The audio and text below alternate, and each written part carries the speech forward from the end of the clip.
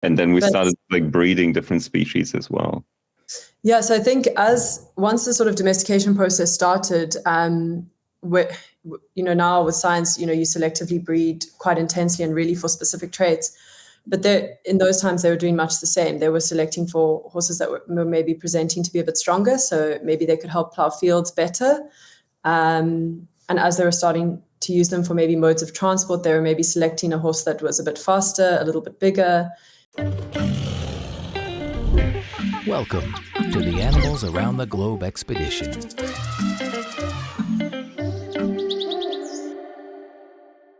Hey, Chris, thanks for having me again. So I think it's nice to mention sort of where it all began. So it all started about 50 million years ago, being sort of the first ancestor of the horse that we know today. And it was actually an animal that was about the size of a medium dog, and it lived in the forests in North America, which is obviously quite different to these large, majestic animals that we see nowadays. And one of its biggest differences was it actually had like 4 padded toes as opposed to the hooves that... It was smaller than a donkey, basically. It was smaller than a donkey. It was more like a dog, like a medium large size dog. That's crazy. Yeah. And yeah, I guess evolution took its course. I mean, 50 million years is a really long time. And it started to get bigger and adapted to changing environments. And yeah, those 4 toes eventually became a hoof. And sort of around 4 to 3,500 years ago BC on the Eurasian steppes, they seem to have identified the first horse, sort of under they call it an equus, and that was sort of the first horses that may have looked something more like what we know today. Yeah. And I guess the hoof developed because it was better for running on fields and stones. Yeah, so as they evolved, there were different, it went in all these stages, and these 4 toes, what happened is almost like the middle one started to become larger and get like a hardy substance, and started to develop, and they would sort of run with all their weight more on that middle toe as opposed to the other ones. And I think through, that being the preferred option, or what became more successful, maybe those specific animals were faster and the rest were maybe eaten by natural predators. This is again, 20, 30 million years ago. Yeah. Those genes got passed down to the point where they ended up with the other toes kind of ended up away from it, and they ended up with this main hoof that is what they use. Cool. Yeah. And like, how did humans then find horses, or the first horse? Like, what did you say, 20 million years ago? Yeah. Yeah, so they sort of start to speak about the domestication of horses being around 3,500 years ago BC.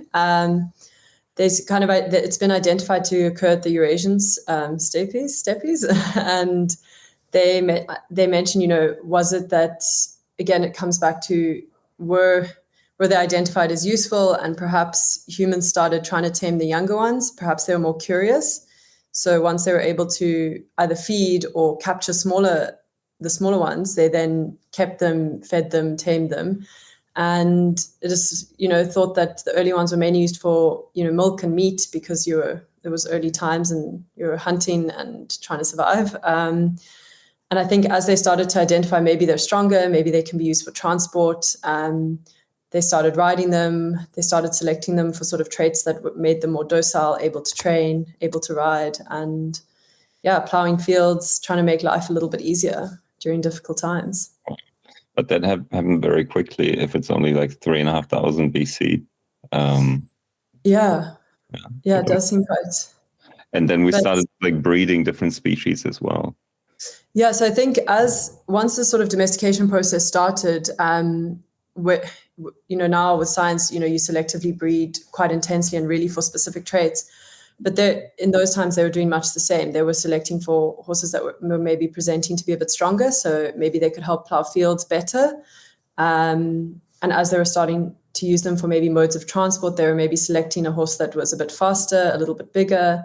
And those are sort of traits that we started to see through the ages, and eventually to the point where, they were used in war.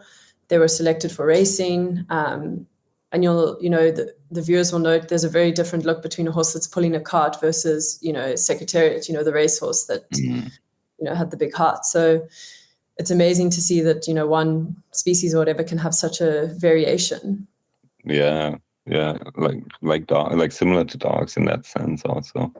Yeah, exactly. What's like the strongest horse? Like, is it the Danish or Belgian horse? Or like?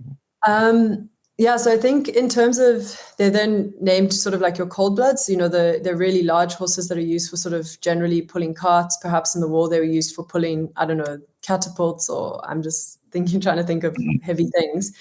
Things like Clydesdales, Shires, they're really large, and they sort of have the fur, the feathers around the feet, and they're strong animals.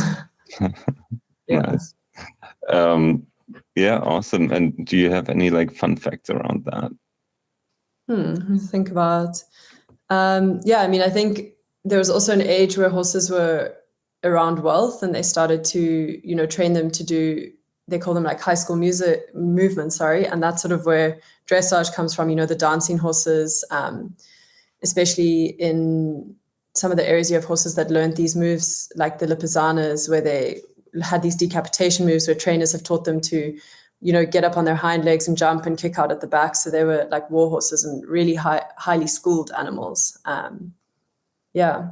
Oh, awesome. So those are nice things. Cool. Nice. Yeah, I think we covered most of the history of it. Would you add anything else, or? Yeah, I mean, I think nowadays, horses are maybe seen more as a leisure thing and less so as what people use in terms of work. Machinery has replaced a lot of that. So in the war times, tanks maybe, or, machinery vehicles started to replace what horses used to do. So pulling carts and moving heavy things, as well as also plowing fields. It's now been mechanized to tractors or that sort of thing. So I think they're more so now used for hobby as opposed to work per se.